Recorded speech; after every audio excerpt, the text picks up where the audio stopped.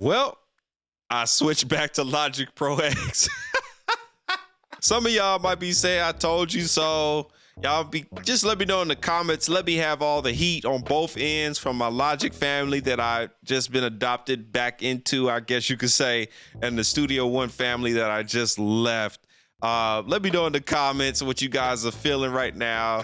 My emotions are clear finally. So I'm gonna break this up into 3 reasons why I switched back. Let's talk about the workflow. My workflow in Logic, as you guys know, if you've seen my previous videos, is very quick and very fast. It's 12 years plus experience in this DAW. Let's just talk about some little bit of quirks that I dealt with Studio One and why it led to me switching back. So I got Logic pulled up here, and I just got like an electric piano, just a regular.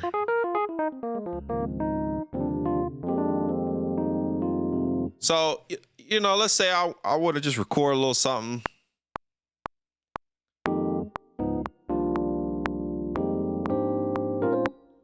You know, and it's like, all right, that's a cool idea. Let me build on top of that. So let me add another electric piano. I could just hit the plus sign or hit Command D and duplicate the track and, you know, fool around on top of that little idea. You know, and if I pull up the mixer by hitting X, you can see that these tracks are independent of each other. They're 2 separate electric pianos. And in Studio One, I came across a workflow snafu, and I'm gonna pull it up for you right now. So here I did the same thing, got an electric piano pulled up and recorded a little something. And let's say I want to duplicate this track. Well, you can right click and you can hit duplicate track, but in the mixing window, you can see here it's all attached to the same presence instrument. It's just like another channel, but it's not independent. Now you can do that. You can come over to the same one and you can right click and you can go ahead and duplicate track complete. And there you have it. They're independent of each other, but you also have to duplicate the performance as well. And you have to delete that before you can record something else. So of course the Studio One way would be, well, just go ahead and drag in another instance of that, you know, EP.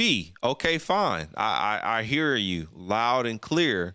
But let's say if I was somewhere else, like in the effects window, or if I was, I don't know, in the drum area, you know, I'd have to go back to the presence instrument and drag and drop that in. And so again, that's a workflow snafu for me because I'm able to do that effortlessly in Logic. So the next thing is the sound library, and let's just talk about the genres that I niche. So I niche in gospel, trap, R&B, hip hop, and a little bit of pop and electronic. Like those are my multiple niches. And the reason being is because when I produce for clients, they want all kinds of different stuff, and they might want all of that stuff in one track, believe it or not. And in Logic, I can be a chameleon and adapt multiple genres and workflows to get the best end result. So for my gospel heads out there, you guys already know what it is, the Logic stock organ.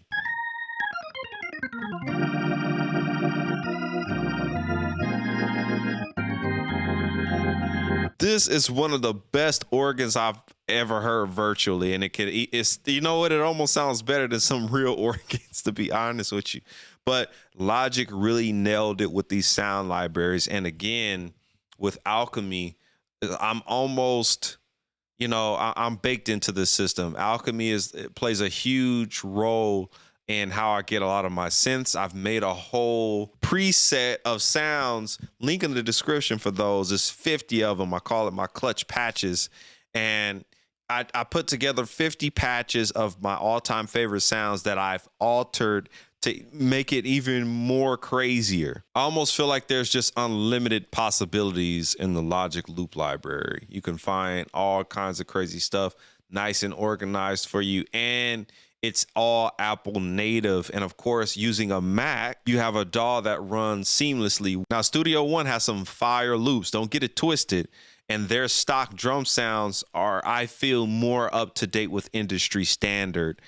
Some of Logic's drums can sound a little cartoony, you know, a little immature in some ways, and you might have to outsource for your drums. So I will give Studio One that. But as far as the overall scheme of things, the sound library plus the workflow was like a major win for me, and I had to go back. So next is going to be the mixing workflow. I've been in Pro Tools for almost 14 years. I've been mixing in Pro Tools. I've never attempted to try to produce a track in Pro Tools ever. I always produce in Logic, and I use Pro Tools for its elite mixing capabilities. So I'm going to show you guys some examples why I had to go back to Pro Tools for mixing. Pro Tools has a very smart algorithm when it comes down to making edits. And if you have multiple automation moves, unfortunately, Studio One failed me on the automation follows events. And in Pro Tools, it's called automation follows edit. It doesn't matter what I have highlighted in Pro Tools, whatever automation I did, whether it's on the send, whether it's the volume, all of it moves when I move regions. And this is important because in gospel, we have to make a lot of radio edits because gospel songs are longer. They're not 3.5 minutes. Like a real gospel song is more like 10 minutes and up. So we have to make radio edits all the time. Well, with these edits, I like to, you know, draw from the original full song session and make my cuts and edits, you know, in that session. So when I make these cuts, I don't lose my automation, you know, vocal rides. You can see there's some piano stuff going on here. You can see there's some vocal boosting right here on one of the sends. And then I have automation on this send as well. And if I move it, all of that information moves. Now, I will say that Studio One has a leg up on Pro Tools when it comes down to setting up buses. Hands down, when you set up a bus in Studio One, it's a lot easier. You can group everything together, or you can say, you know, create a bus for selected tracks, and it instantly makes a bus and it already routes everything. Well, in Pro Tools, you have to manually route your buses and you have to manually label them. So, yeah, I mean, it's a little bit more time on the setup, but again, the efficiency overall for me is why I had to switch back. It took all of this for me to see that my system was not broken. If it ain't broke, don't fix it. But I figured it was because I figured it would be a lot to maneuver between two DAWs. But when you mix, you know, it's just like sending the files off to a mixer, right? So you're going to export the files and let them do their thing or stem it out, whatever. A mixing engineer is going to handle it and probably is going to be mixed in Studio One or mixed in Pro Tools, depending on who you're going to.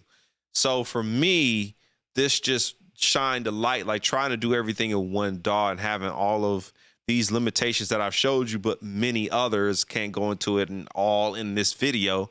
But it showed me that, you know, my system was not broken and that I could effectively produce in Logic, you know, and export everything as an AAF out of Logic into Pro Tools and start where I left off with all my tracks being organized. So I hope you guys got some value out of this video. If you did, smash that like button, subscribe to the YouTube channel, and turn on those bell notifications. Let me know in the comments what you guys think. What's the best DAW? What's the GOAT DAW of all time? I want to get into this argument with you guys in the comments, and I'll holler at you in the next one. Peace.